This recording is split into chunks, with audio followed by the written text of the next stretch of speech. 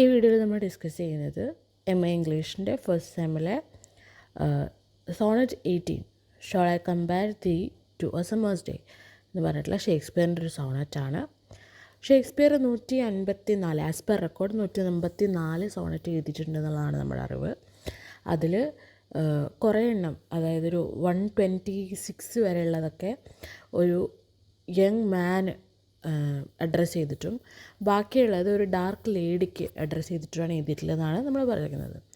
So ഇത് basically Sonet 18 ആണ്. അപ്പോൾ ഇത് ഒരു യങ് മാൻ, ഒരു ഫെയർ യൂത്തിനെ അഡ്രസ്സ് ചെയ്ത് എഴുതിയിട്ടുള്ള ഒരു സോണറ്റാണ്. സോണറ്റിൻ്റെ ഇതെങ്ങനെയാണ് വരുന്നത്, 3 ക്വാട്രൈൻസ് ആണ്. ക്വാട്രൈൻസ് എന്ന് പറഞ്ഞു കഴിഞ്ഞാൽ 4 ലൈൻസിൻ്റെ ഒരു സെറ്റ്. അങ്ങനെ 3 ക്വാട്രൈൻസും ലാസ്റ്റത്തെ ഒരു കപ്ലെറ്റും ഒരു ടിപ്പിക്കൽ സോണറ്റിൻ്റെ പാറ്റേണിലാണ് എഴുതിയിട്ടുള്ളത്. നമുക്ക് നേരെ സോണറ്റിൽ പോവാം. Shall I compare thee to a summer's day, thou art more lovely and more temperate, rough winds do shake the darling buds of May and summer's leaves hath all too short a date.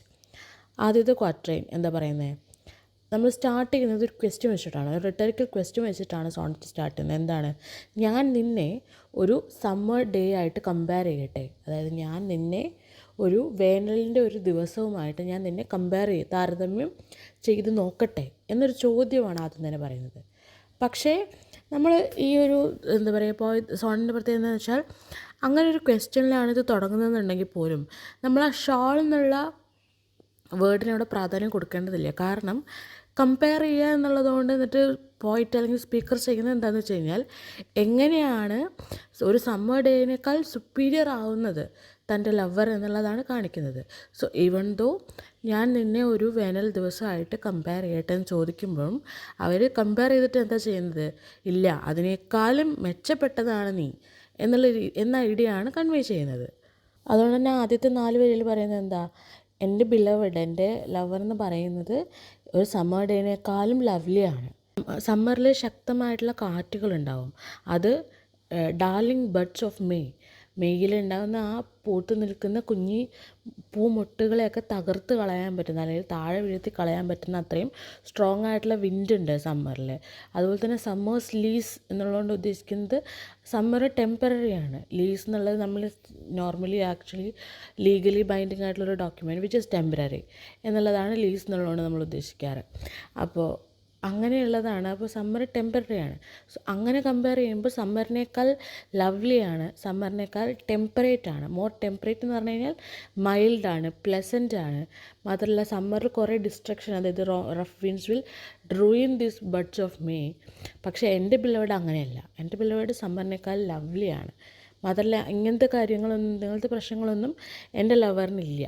അടുത്ത quarter എന്താ പറയുന്നത്, sometime too hot the eye of heaven shines, and often is his gold complexion dimmed, and every fair from fair sometimes declines by chance or nature's changing course untrimmed. ഇവിടെ പിന്നെയും ഈ summer day എന്നുള്ള metaphor പിന്നെയും കൊണ്ടുവരികയാണ്. അതായത് അതിന് കുറേ അധികം കോൺട്രാസ്റ്റുകളുണ്ട്. നേരത്തെ നമ്മൾ പറഞ്ഞ പോലെ റഫ് വിൻഡ്സ്, അപ്പോൾ അത് ചിലപ്പോൾ കുറച്ച് സ്റ്റോമി ആവാം. അതുപോലെ തന്നെ എന്താ പറയുന്നത്, ഹോട്ടാണ്, ഭയങ്കര ഇതാണ്. ഐ ഓഫ് ഹെവൻ എന്നുള്ളത് സൺ എന്ന്, അതായത് സൂര്യനെയാണ് ഉദ്ദേശിക്കുന്നത്. അതായത് സൂര്യൻ ഭയങ്കരമായിട്ട് ഷൈൻ ചെയ്യുക എന്നുള്ളതിനർത്ഥം അത്രയും ചൂടാണ്. മാത്രമല്ല ഇങ്ങനത്തെ കാര്യങ്ങളെന്ന് പറഞ്ഞു കഴിഞ്ഞാൽ ഇതൊക്കെ പ്രകൃതിയിൽ നടക്കുന്നതാണ്. സോ അതുകൊണ്ട് തന്നെ സീസൺസ് ചേഞ്ച് ചെയ്യും. അത് പെർമനൻ്റ് അല്ല, ഒരുപാട് ചേഞ്ചുകൾ വന്നുകൊണ്ടിരിക്കും. കാരണം അത് ഋതുക്കൾ മാറി മാറി വരുന്ന പോലെ തന്നെ സമ്മറിന് ഒരുപാട് ചേഞ്ചുകൾ വരാം.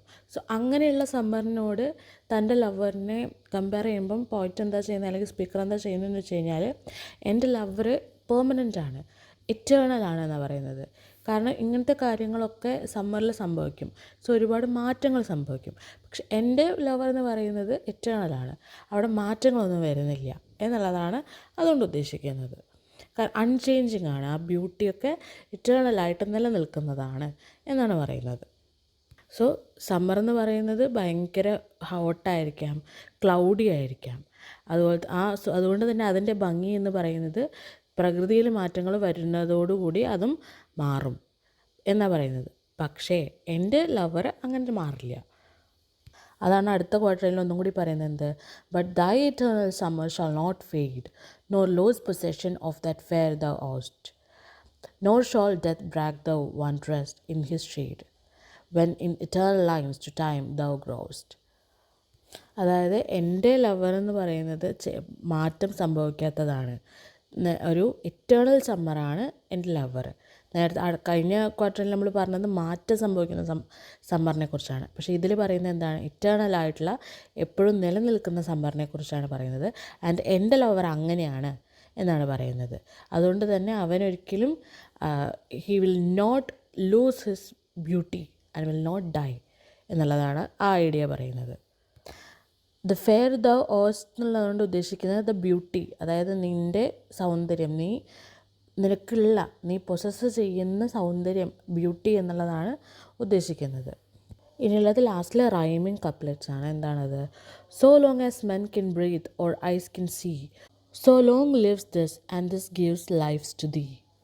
അതായത് എത്രയും കാലം മനുഷ്യൻ ബ്രീത്ത് ചെയ്യുന്നു, അതായത് എത്രയും കാലം ആ മനുഷ്യരുണ്ടോ, എത്രയും കാലം കണ്ണുകൾ കൊണ്ട് കാണാൻ സാധിക്കുന്നോ, അത്രയും കാലം ഈ കവിത, അതായത് ഈ ലൈൻസ്, ഈ എഴുതിയിട്ടുള്ളത് നിലനിൽക്കും.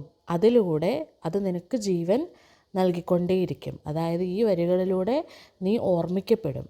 എത്രയും കാലം മനുഷ്യനുണ്ടോ, എത്രയും കാലം കണ്ണുകൾ കൊണ്ട് കാണാൻ സാധിക്കുന്നോ, അത്രയും കാലം നീയും ഇറ്റേണലായിട്ട്, അതാണ് ആ പിന്നെയും ആ ഒരു ടൈംലെസ്നെസ്സിനെയാണ് കാണിക്കുന്നത്. ഒരിക്കലും എന്താ പറയുക, നശിച്ചു പോകാത്ത അനശ്വരമായിട്ടുള്ള നിലനിൽക്കുന്ന എന്നുള്ള ഐഡിയ പിന്നെയും കൊണ്ടുവരാണ്. സോ അത്രയും കാലം ഈ വരികൾ ഇതിലൂടെ നീ എന്താ പറയുന്നത് ജീവിക്കും, ഇത് നിനക്ക് ജീവൻ നൽകും എന്ന് പറഞ്ഞിട്ടാണ് സോണറ്റ്സ് നിർത്തുന്നത്. സോ ഷേക്സ്പിയർ ഇതിൽ മെയിനായിട്ട് ഡിസ്കസ് ചെയ്യുന്ന കുറച്ച് കാര്യങ്ങൾ എന്തൊക്കെയാണ്? അതായത് സൗന്ദര്യത്തിൻ്റെ, പ്രണയത്തിൻ്റെ ഒക്കെ ഒരു ഇമ്മോർട്ടാലിറ്റി, ഒരു അനശ്വരത, അതിൻ്റെ സ്റ്റെബിലിറ്റി, അതുപോലെ തന്നെ അദ്ദേഹത്തിൻ്റെ ലവറിൻ്റെ ഒരു പെർഫെക്ഷൻ, അതുപോലെ എങ്ങനെയാണ് പോയിട്രി, കവിത ബ്യൂട്ടിയെ ഇമ്മോർട്ടലൈസ് ചെയ്യുന്നത് എന്നുള്ളതാണ്. അതായത് എങ്ങനെയാണ് കവിത, ഇപ്പോൾ നമ്മുടെ മലയാളത്തിലൊക്കെ ആണെങ്കിലും അത് ഇഷ്ടം പോലെ കവിതകൾ അങ്ങനെ എന്താ പറയുക ആളുകൾ വർണ്ണിച്ചുകൊണ്ട് എഴുതുന്ന കവിതകളുണ്ട്. അതായത് എത്രയും കാലം ഈ ലൈൻസ് നിൽക്കുന്നോ അത്രയും കാലം നീയും ഇതിൽ നിലനിൽക്കുന്നതാണ്, അതായത് നിനക്കും ഇത് ജീവൻ നൽകും എന്നുള്ളതാണ്. സോ അതൊരു ഇമ്മോർട്ടലൈസേഷനാണ് സൗന്ദര്യത്തിൻ്റെ, പ്രണയത്തിൻ്റെ. 14 ലൈനുകളുള്ള ഒരു സോണറ്റാണ് അത്. 4 വരികളിൽ 3 ക്വാട്രൻസും പിന്നെ റൈം ചെയ്യുന്ന 2 കപ്ലെറ്റ്സും ആയിട്ടാണ് അതിനെ നമ്മൾ ഡിവൈഡ് ചെയ്തിരിക്കുന്നത്. സോണറ്റ് പലതരത്തിലുള്ള റൈമിങ്ങിലും പലതരത്തിലുള്ളതിലും എന്താ പറയുക ഒക്ടേവ്സ് ആയിട്ട് വരുന്ന സോണറ്റ്സും ഉണ്ട്. പക്ഷേ ഈ സോണറ്റ് വരുന്നത് എങ്ങനെയാണ്? 3 ക്വാട്രൻസാണ്, 4 വരികളുള്ളത്, പിന്നെ റൈമിങ് കപ്ലെറ്റുമാണ്. ഇതിൻ്റെ റൈമിങ് സ്കീം എങ്ങനെയാണ് വരുന്നത്? A B CD EF GG. Couplet രണ്ടും ഒരേ റൈമിൽ GGയിലാണ് വരുന്നത്. വളരെ സിമ്പിളായിട്ടുള്ളൊരു സോണറ്റാണ്. ആ ഒരു ലവ് എന്നുള്ളത് തന്നെയാണ് അതിൻ്റെ മെയിനായിട്ടുള്ള ഒരു കോൺസെപ്റ്റ് എന്നും പറയുന്നത്. മനസ്സിലായെന്ന് വിചാരിക്കുന്നു. Thank you.